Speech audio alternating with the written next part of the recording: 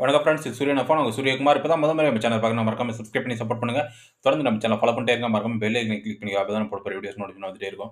இப்ப எத குறித்து பார்க்க போறோம்னா, வட்டாட்சியர் அலுவலகம் பத்தி ஒரு சிறிய அப்டேட் தான் பார்க்க போறோம்.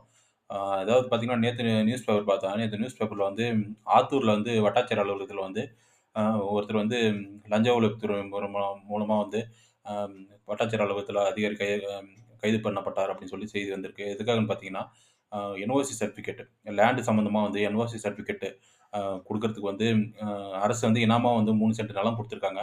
அந்த 3 சென்ட் நிலத்த வந்து என்ஓசி சர்டிஃபிகேட் வாங்குறதுக்கு வந்துட்டு அ ரூ. 15,00,000 வரையும் லஞ்சம் கேட்டிருக்காங்க அப்படின்னு சொல்லி அ ஒரு அதிகாரிய வந்து அ அ ஆத்தூர் ச அதில அந்த வட்டாட்சியர் அலுவலகத்தில வந்து கைது பண்ணியிருக்காங்க. அத பார்த்தோனே நம்ம சேனல் வியூவர்ஸ்க்கு விழிப்புணர்வு பண்ணோம் அப்படின்னு சொல்லி தான் இன்னைக்கு வீடியோ போடுறோம். அ இந்த மாரி அ லேண்ட வந்து நீங்க என்ஓசி சர்டிஃபிகேட் வாங்குறதுக்கோ, இல்ல வந்து அ 0 பாயிண்ட் பத்திரத்த வந்துட்டு பத்திரமா கன்வெர்ட் பண்றதுக்கோ, அப்புறம் எஸ்எல்ஆர், ஓஎஸ்ஆர் லேண்டு அதெல்லாம் மாத்துறதுக்கோ வந்து நீங்க பணம் செலுத்த தேவையில்ல. அதேபோல வந்து பட்டா குடுக்குறதுக்கு வந்து பணம் செலுத்த தேவையில்ல. இந்த மாரி அ லஞ்சம் கேட்கிறவங்கள வந்து லஞ்ச ஒழிப்புத்துறையில புகார் செஞ்சு வந்து கைது பண்றாங்க. இத பத்தி தெரிஞ்சுக்கணும் அப்படின்னு சொல்லிட்டு தான் இன்னைக்கு ஸ்பெஷலா வீடியோ போடுறோம்.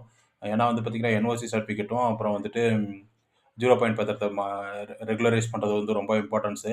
அதுல அதுல வந்து நெறைய பேர் பாதிக்கப்படுறாங்க. அதனால அத பத்தி விழிப்புணர்வு இருக்கணும் அப்படின்னு சொல்லிட்டு தான் நம்ம சேனல் வியூவர்ஸ்க்கு வந்து இன்னைக்கு ஸ்பெஷலா வீடியோ போடுறோம். தொடர்ந்து நம்ம சேனல ஃபாலோ பண்ணிட்டே இருங்க. சூரியகுமார், சூரியன் எஃப்எம். Thank you.